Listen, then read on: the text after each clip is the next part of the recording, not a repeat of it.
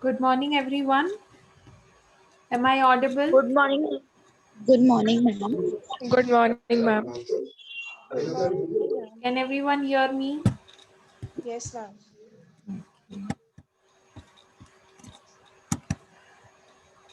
Is the presentation visible? Yes, ma'am. Yes, ma'am.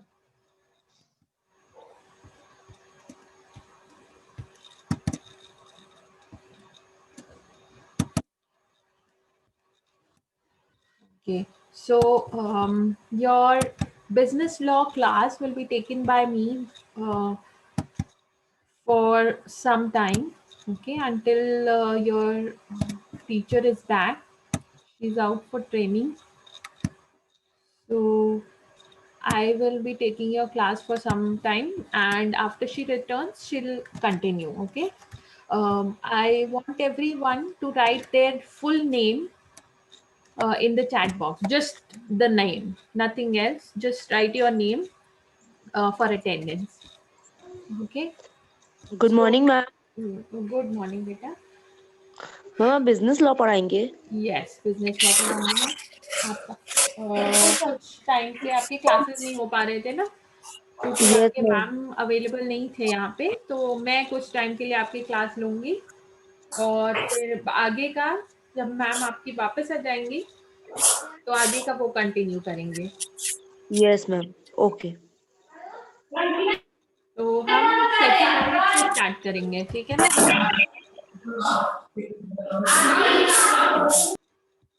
हाँ, तो ma'am ने आपको नोट्स वगैरह प्रोवाइड किए हैं मूडल पे और कुछ लेक्चर्स भी प्रोवाइड किए हैं फॉर फर्स्ट यूनिट, ठीक है? तो फर्स्ट यूनिट मैम ही कवर करेंगी, भारती तिवारी मैम।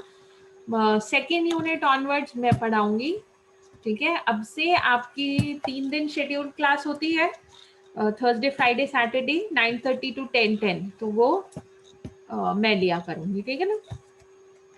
चलिए। Excuse me ma'am. हाँ जी। मैम आपकी जो नोटबुक है वो अलग बनानी पड़ेगी? आपने बिजनेस लॉ की नोटबुक बनाई होगी ना अभी?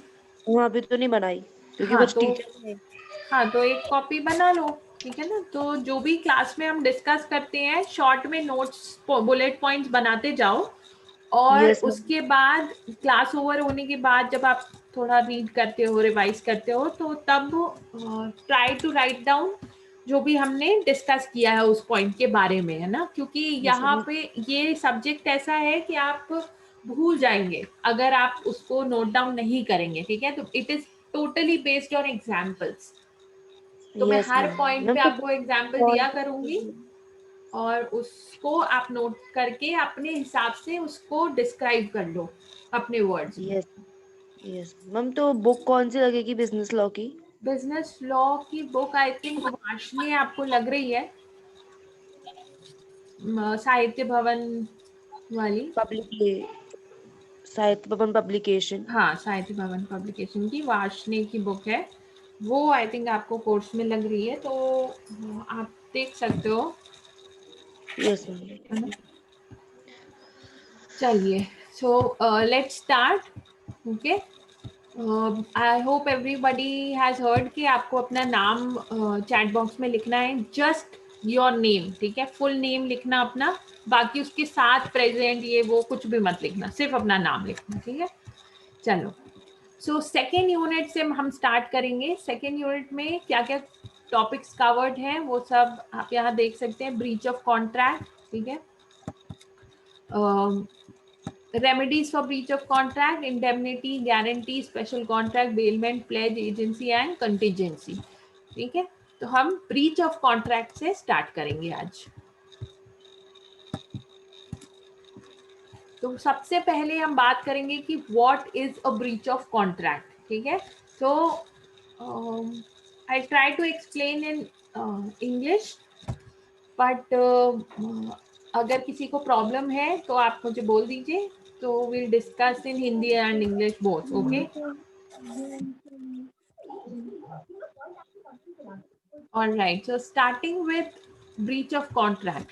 A breach of contract occurs when one of the parties to a contract refuses to perform his or her obligation under the contract. Okay, a breach of contract may be either partial or total, but the effect is that one of the parties fails to perform his part of the obligation.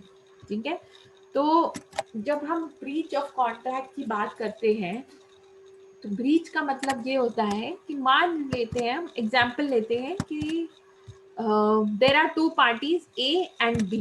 ठीक है, ए और B दो parties हैं हमारी, और उन दोनों के बीच में कॉन्ट्रैक्ट हुआ है।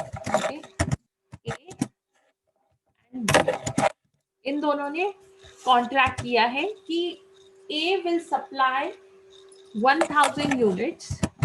ए ने प्रॉमिस किया है, तो ए को हम बोलेंगे A is the promisee, promiser.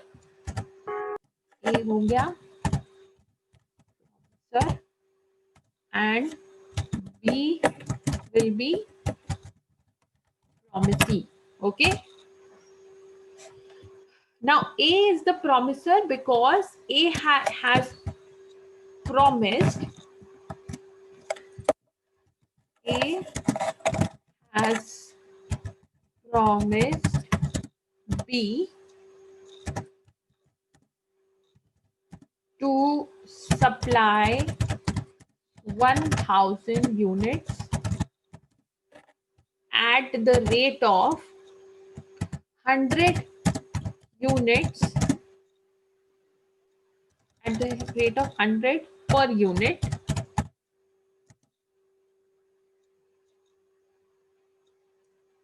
on 30th November. ठीक है, so A and B are two parties. ठीक है, A has promised B that A will supply 1000 units at the rate of 100 rupees per unit on 30th of November to B. Okay, if A fails to perform this duty, okay, अगर ऐसा हो जाता है that A all of a sudden बोलता है कि I can not perform this operation और I can not go forward with this contract, he says that I cannot provide you with those 1000 units. ठीक है, फिर चाहे वो किसी भी डेट को बोले, it will be called a breach of contract. ठीक है, तो ब्रीच दो तरह से हो सकता है। ठीक है, first either of the parties, जैसे हमने फर्स्ट पार्टी ली ए, तो अगर ए डिनाइज और रिफ्यूजेस बोल देते हैं हम, A refuses to supply the goods और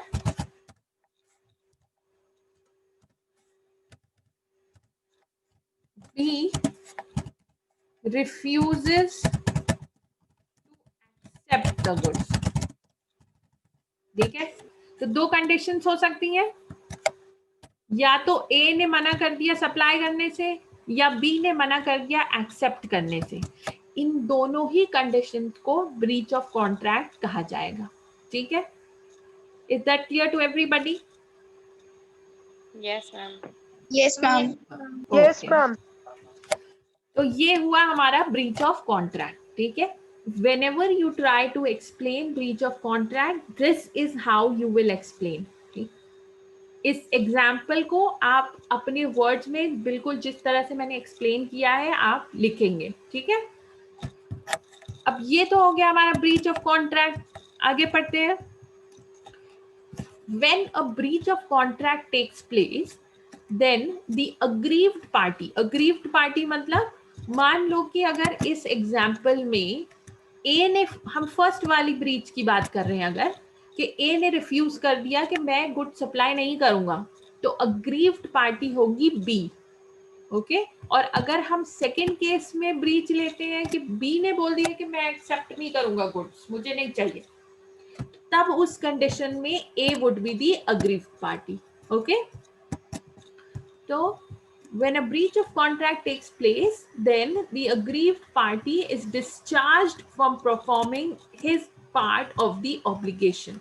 तो जिसने भी ब्रीच किया है, the opposite party will be discharged, मतलब उनको फ्री कर दिया जाएगा जो भी उनका ऑब्लिगेशन था उस प्रोडक्ट उस कॉन्ट्रैक्ट के अंडर. जैसे अगर ए ने रिफ्यूज किया है कि वो सप्लाई ऑफ गुड्स नहीं कर सकता, इन दैट कंडीशन बी की ऑब्लिगेशन क्या थी कॉन्ट्रैक्ट में कि बी को जब गुड्स मिले तो वो 1000 यूनिट्स के हिसाब से 100 रुपीज पर यूनिट उसको पे करे, मतलब 1 लाख रुपीज वो पे करता. तो ये ऑब्लिगेशन अब हट जाएगा, अब उसे कोई पेमेंट नहीं करनी पड़ेगी. Okay. The aggrieved party also has the right to take action against the party not performing his commitment under the contract. ठीक है. तो पहली बात तो ये कि उसको अपनी ड्यूटीज से फ्री कर दिया जाएगा, और सेकंड उसके पास ये राइट भी होता है कि वो जिसने उसके कॉन्ट्रैक्ट को ब्रीच किया है उसके अगेंस्ट एक्शन ले सके. ओके. सो अब हम एक्शन की बात करेंगे when we talk about the types of breach of contract. ठीक है. तो there are two types of breach of contract, anticipatory and actual breach. ठीक है. तो हम एक एक करके दोनों डिस्कस करेंगे, स्टार्टिंग विथ एंटीसिपेटरी ब्रीच. ठीक है. दोनों टाइप के ब्रीच में एक ही डिफरेंस है. क्या? जब एंटीसिपेटरी ब्रीच होता है, the date on which the breach has been performed, that is the only point of difference between both the types of breach. Anticipatory breach में जिस दिन कॉन्ट्रैक्ट परफॉर्म करना था उसके पहले ब्रीच किया जाता है. ठीक है. तो अगर जैसे हमने ये एग्जांपल लिया था कि 30th नवंबर को ए को गुड सप्लाई करने थे, अगर ए ने 30th नवंबर से पहले किसी भी दिन, चाहे 29th नवंबर को ही किया हो, मना कर दिया कि मैं गुड सप्लाई नहीं कर पाऊंगा, it will be known as anticipatory breach. ठीक है. पर अगर जिस दिन उसे ये कॉन्ट्रैक्ट परफॉर्म करना था, अगर उस दिन इसने मना किया तो हम उसे एक्चुअल ब्रीच कहेंगे. इतनी बात क्लियर हुई सबको कि एक्चुअल और एंटीसिपेटरी में डिफरेंस क्या है? Yes ma'am. Yes ma'am. आपने अपना नाम लिख दिया है? Yes Chat box ma'am. में? Yes ma'am. हाँ. Yes, ma'am. चलिए, तो एंटीसिपेटरी ब्रीच हम देखते हैं कि क्या होता है. Anticipatory breach occurs in executory contracts. तो एग्जीक्यूटरी कॉन्ट्रैक्ट्स के बारे में we do not need to worry, जब हम उस पर पहुंचेंगे तब उसके बारे में पढ़ेंगे. If before the performance of the contract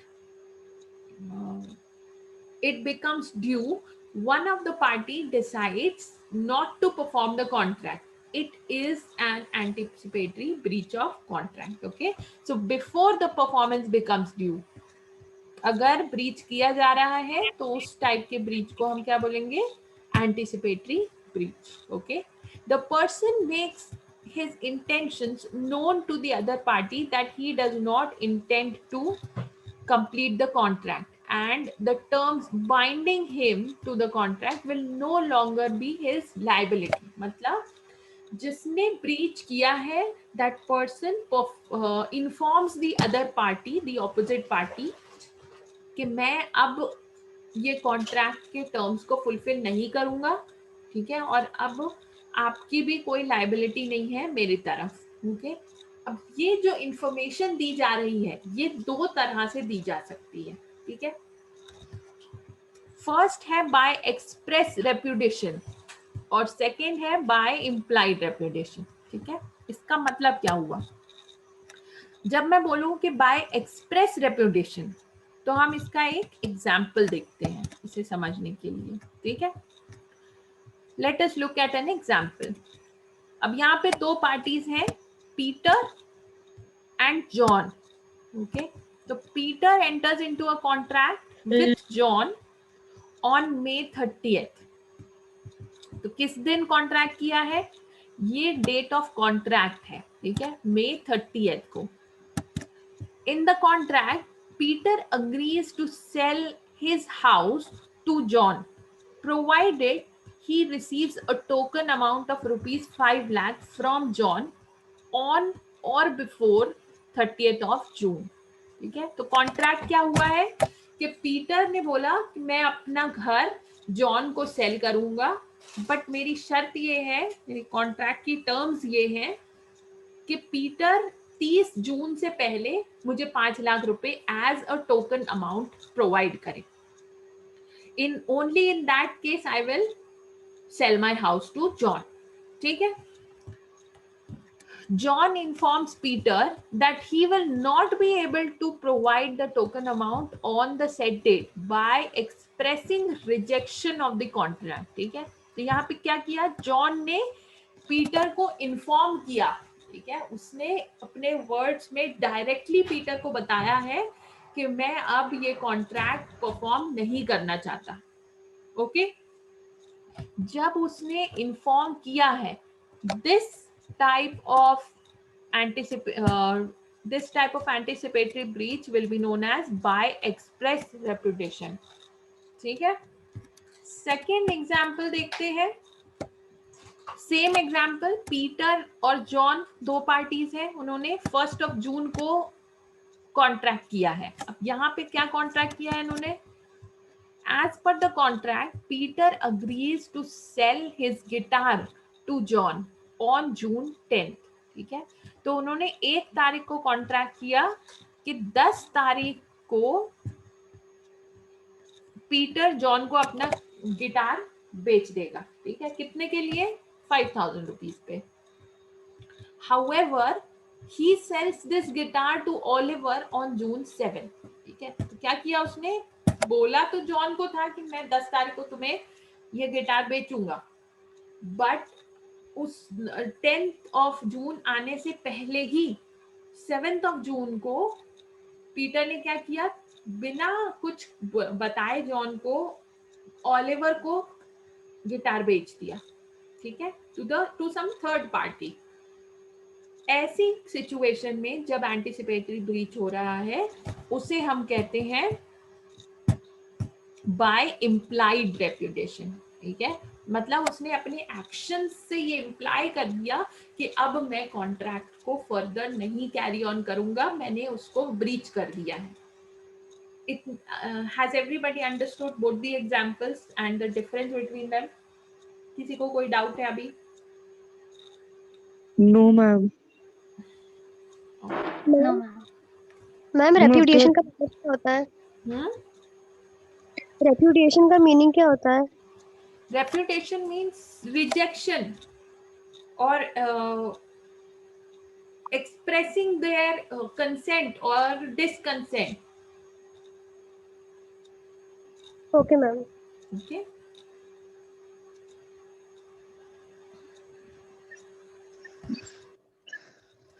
चलो मैम एक बार फिर से बताइए ना। श्योर। देखो रेप्यूटेशन का मतलब मैम रेपुटेशन का मतलब? रेप्यूटेशन का मतलब होता है रिजेक्शन या डिसअप्रूवल। जैसे मैंने बोल दिया कि मैं ब्रीच कर रही हूँ कोई कॉन्ट्रैक्ट को, मैंने डिनाई कर दिया अपने ड्यूटीज को परफॉर्म करने से, उसे कहते हैं रेप्यूटेशन। Yes ma'am. सो दो तरह से एंटीसिपेटरी ब्रीच हो सकता है। सबसे पहले तो एंटीसिपेटरी ब्रीच मतलब कि जिस दिन कॉन्ट्रैक्ट परफॉर्म होना है उससे पहले ही पार्टी डिनाई कर दे कि मैं अब कॉन्ट्रैक्ट परफॉर्म नहीं करूंगा। ठीक, ये तो हो गया एंटीसिपेटरी ब्रीच। एंटीसिपेटरी ब्रीच भी दो तरह से परफॉर्म हो सकता है।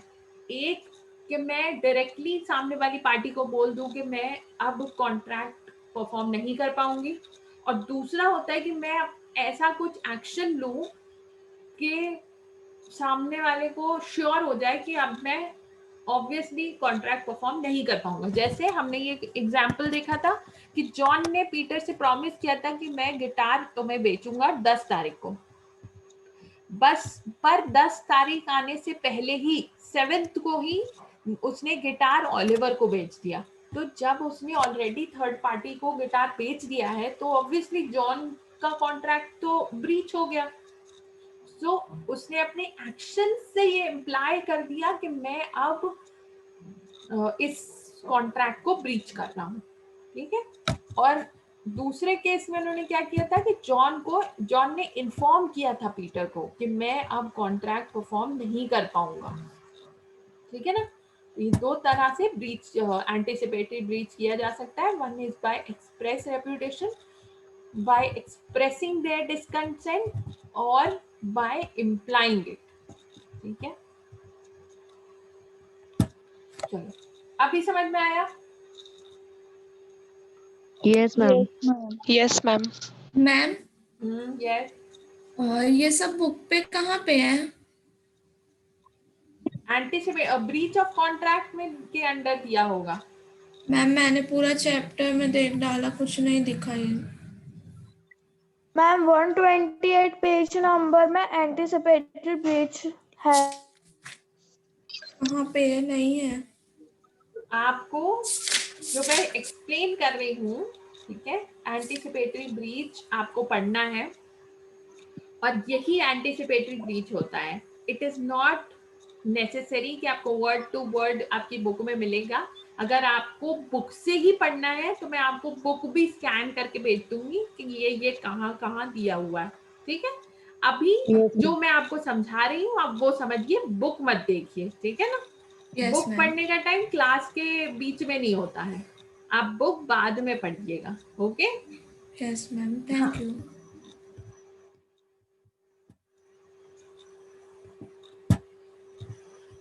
Rights of the aggrieved party. अब जिसके साथ ब्रीच हुआ है उस पार्टी के क्या क्या राइट्स हैं। In anticipatory breach, the aggrieved party has the following rights.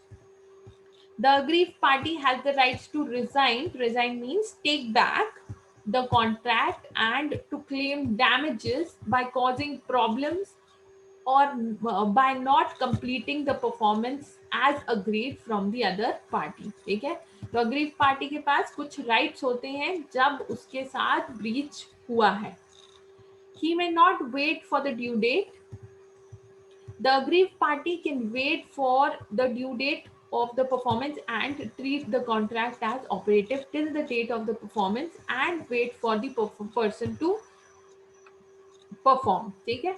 अब ये भी हम उसी एग्जाम्पल से समझेंगे जो एग्जाम्पल हमने स्टार्टिंग में लिया था, ए और बी का। ठीक है। ए ने प्रॉमिस किया था बी से कि मैं आपको 1000 यूनिट्स ऑफ गुड्स प्रोवाइड करूंगा on 30th of November at the rate of 100 rupees per unit. ठीक है। Now on 10th of October before the due date, ठीक है, A refuses to supply the goods to B। तो इसमें क्या हुआ, 30th नवंबर आने से पहले ही 10th of October को A ने रिफ्यूज कर दिया कि मैं अब कॉन्ट्रैक्ट परफॉर्म नहीं कर पाऊंगा। ठीक है। तो ये सबसे पहले तो एंटीसिपेटरी ब्रीच हो गया because it is performed before the due date.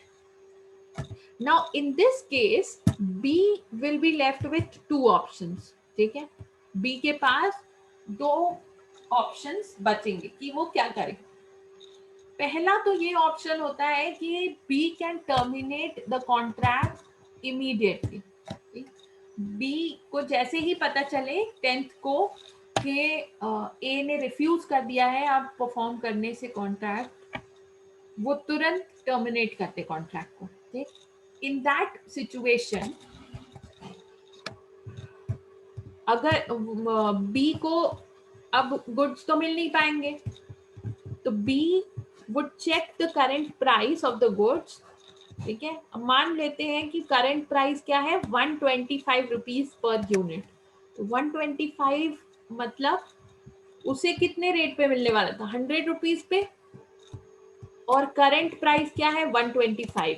अब हमने यहाँ पे हायर प्राइस इसलिए लिया है क्योंकि यूजुअली इसी तरह की सिचुएशन में ब्रीच किया जाता है.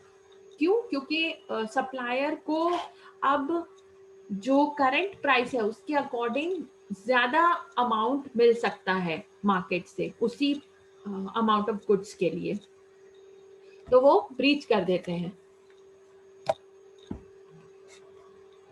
ठीक है, सो B can terminate the contract immediately.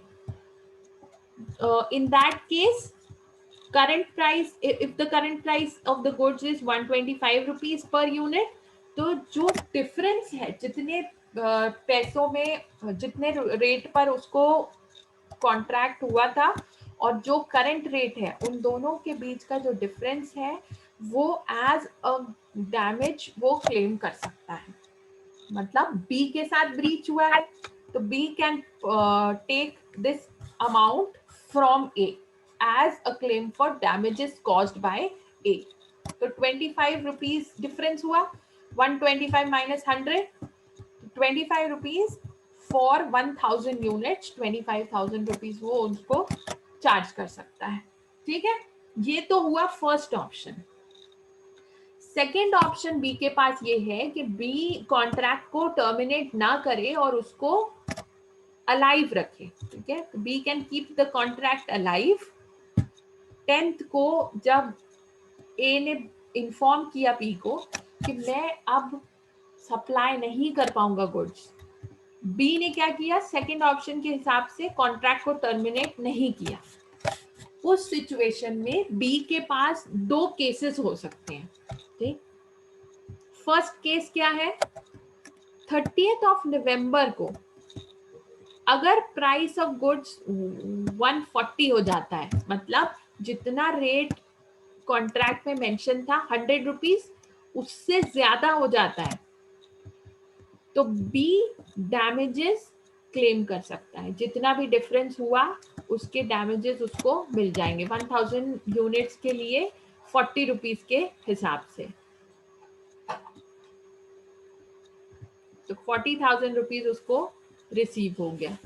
और सेकेंड केस अगर मान लो कि प्राइस कम हो जाता है जैसे 80 रुपीज हो गया, उस सिचुएशन में B को डैमेजेस नहीं मिलेंगे और B को नुकसान पे ही गुड्स को परचेज करना पड़ेगा. मतलब 100 रुपीज कॉन्ट्रैक्ट पे रेट 100 रुपीज के रेट पे कॉन्ट्रैक्ट हुआ था, उसी रेट पे उसको परचेज करना पड़ेगा. मतलब उसे 20 रुपए पर यूनिट का घाटा हो जाएगा.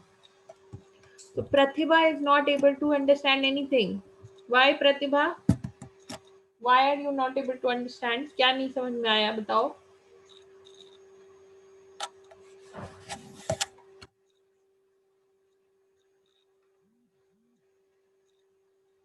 मैम मी टू, मुझे भी कुछ समझ ही नहीं आ रहा है. क्या समझ में नहीं आ रहा है ये बताओ ना. कुछ भी मैम, स्टार्टिंग कुछ से भी आपको नहीं कुछ आ भी रहा समझ है. में नहीं आया. No ma'am. तो मैंने तो अभी कितनी बार आपसे पूछा भी कि बेटा आप को कुछ समझ में आ रहा है सब, तो सबने यस बोला. देखो एग्जाम्पल ये थोड़ा कंफ्यूजिंग रहेगा. ठीक है, स्टेप बाय स्टेप आप समझो तभी आपको समझ में आएगा. ओके, थोड़ा सा कंफ्यूजिंग रहेगा ही, क्योंकि आप लोग लीगल कॉन्ट्रैक्ट वगैरह में कभी भी पढ़े नहीं हो, ठीक है ना। तो धीरे धीरे समझ में आ जाएगा। फिर से मैं स्टार्टिंग से आपको समझाती हूँ।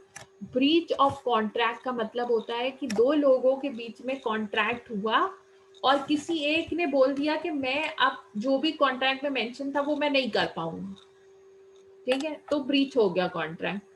इतनी बात समझ में आई? Yes ma'am. हाँ, तो अब हमने इस चीज को समझने के लिए एक एग्जाम्पल लिया था ए और बी का, ठीक है। ए और बी के बीच में कॉन्ट्रैक्ट हुआ। जब दो लोगों के बीच कॉन्ट्रैक्ट होता है तो उसमें से एक जिसको कुछ ड्यूटी परफॉर्म करनी होती है वो होता है प्रॉमिसर, और दूसरी पार्टी होती है प्रॉमिसी, ठीक है। ए ने क्या प्रॉमिस किया था बी से कि वो 1000 यूनिट्स ऑफ गुड्स प्रोवाइड करेगा, ठीक है। मान लेते हैं 1000 शर्ट्स प्रोवाइड करेगा वो, ठीक है। हमने ये एग्जांपल ले लिया। 1000 शर्ट उसको बेचनी थी बी को, है ना।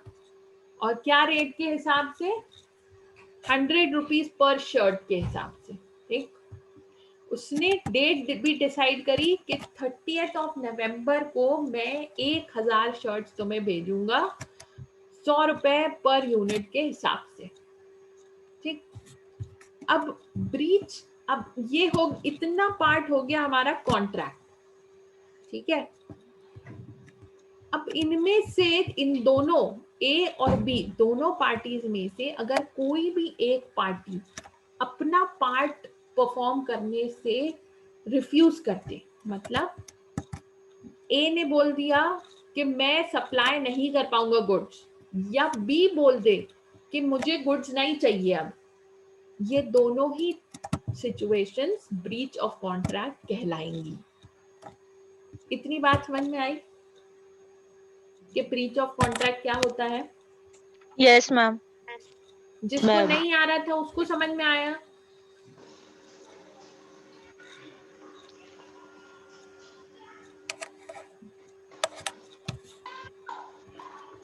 ओके, चलो ठीक है, स्टेप बाय स्टेप समझने की कोशिश करो, सब समझ में आएगा, ठीक है ना। ये सब चीजें आपने पहले स्कूल वगैरह में भी नहीं पढ़ी हैं, लीगल कॉन्ट्रैक्ट्स एंड ऑल, तो इस वजह से थोड़ा कंफ्यूजिंग है, but slowly I try to explain with examples, तो आपको धीरे धीरे सब समझ में आने लगेगा, ठीक है ना। तो दो केसेस में ब्रीच हो गया, या तो ए ने ब्रीच कर दिया या बी ने ब्रीच कर दिया। दोनों पार्टीज में कोई भी एक बोल दे कि मैं अब ये जो कॉन्ट्रैक्ट में मेंशन है वो मैं नहीं करूंगा, तो उसे हम ब्रीच कहते हैं, ठीक। अब हर कॉन्ट्रैक्ट में डेट मेंशन होती है, ओके। इस डेट का बहुत इंपॉर्टेंस है जब हम टाइप्स ऑफ ब्रीच पढ़ते हैं तब। जिस डेट को कॉन्ट्रैक्ट परफॉर्म होना था, जैसे इस केस में ए ने क्या बोला था 30 तारीख को वो 1000 शर्ट प्रोवाइड करेगा। इस सिचुएशन में 30 तारीख के पहले, एक दिन भी पहले अगर कॉन्ट्रैक्ट ब्रीच किया जाता है, मतलब अगर ए 30th के पहले किसी भी दिन बोल देता है कि मैं गुड्स सप्लाई नहीं कर पाऊंगा, या बी बोल देता है कि मैं अब गुड्स नहीं ले पाऊंगा, मैंने कहीं और से ले लिए हैं, ठीक है, 30 के पहले, उस सिचुएशन में हम कहेंगे कि ये कौन से टाइप का ब्रीच है? एंटीसिपेटरी ब्रीच, ठीक है। तो जिस डेट को परफॉर्म होना था उससे पहले अगर ब्रीच होता है तो एंटीसिपेटरी ब्रीच, और उस दिन अगर ब्रीच होता है तो एक्चुअल ब्रीच, ठीक है। कॉन्ट्रैक्ट जिस दिन परफॉर्म होना है उसके बाद तो ब्रीच हो नहीं सकता, है ना। अगर परफॉर्म नहीं हुआ तो ऑब्वियसली ब्रीच हो ही गया। तो जिस डेट को परफॉर्म होना का लिखा हुआ है उस दिन अगर ब्रीच होता है, उस दिन कोई रिफ्यूज करता है कि मैं अब कॉन्ट्रैक्ट परफॉर्म नहीं कर पाऊंगा, तो उसे हम एक्चुअल ब्रीच कहते हैं।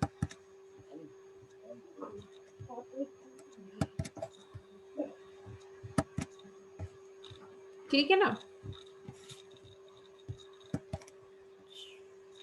नेक्स्ट, अब एंटीसिपेटरी ब्रीच में दो तरह से बताया जा सकता है कि मैंने ब्रीच कर दिया है, ठीक है। कैसे?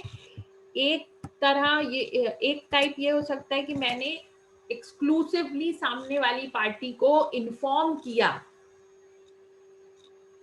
कि मैं अब कॉन्ट्रैक्ट को कैरी फॉरवर्ड नहीं कर पाऊंगा, ठीक है। जैसे हमने जो एग्जांपल दिया है ए और बी का, तो मान लो कि ए बी से बताए, बी को फोन करके या बी को लेटर लिख के, मैसेज करके या किसी को भेज के, किसी भी तरह वो इन वर्ड्स उसको इन्फॉर्म करें कि मैं अब कॉन्ट्रैक्ट नहीं परफॉर्म कर पाऊंगा। इसको हम कहेंगे बाय एक्सप्रेस रेप्यूडिएशन, ठीक है, ये वाला। One of the parties to the contract renounces, मतलब बोल के बताए कि जो भी ऑब्लिगेशन थे वो परफॉर्म नहीं कर पाएगा। और दूसरा तरीका ये है कि मान लो कि ए बी को गुड्स प्रोवाइड करने वाला था, पर 30 नवंबर आने से पहले ही ए अपनी कंपनी बेच दे, ठीक है। जब ए ने कंपनी ही बेच दी, ए कंपनी का ओनर बचा ही नहीं, तो फिर क्या हुआ? कॉन्ट्रैक्ट तो ऑब्वियसली परफॉर्म नहीं होगा, है ना। अब नया ओनर जो होगा वो नए कॉन्ट्रैक्ट बनाएगा। तो इस सिचुएशन में क्या हुआ? इम्प्लाई हो गया कि भाई ऑब्वियस सी बात है कि जब ओनर ही नहीं है तो कॉन्ट्रैक्ट परफॉर्म कैसे होगा? तो उसे हम कहते हैं बाय इम्प्लाइड रेप्यूटेशन। अभी क्लियर हुआ? इतना पार्ट क्लियर हुआ आप लोगों को? Yes ma'am. Yes, ma'am. Yes, okay, चलिए तो आज Yes, हम ma'am. इतना ही पढ़ते हैं, ठीक है। आप लोग क्या करेंगे, आप जितना मैंने अभी आज पढ़ाया है आपको उतना पार्ट रीड करके आएंगे कल की क्लास में, ठीक है। कल हम फिर इसके आगे पढ़ेंगे। Okay, thank you ma'am. Most welcome बेटा। Nice day ma'am. Thank you, ma'am. Have a nice day, ma'am. thank you, ma'am. Thank you, ma'am. Have a nice day, ma'am. Good day, ma'am. Thank you, ma'am. Thank you, ma'am. Thank you.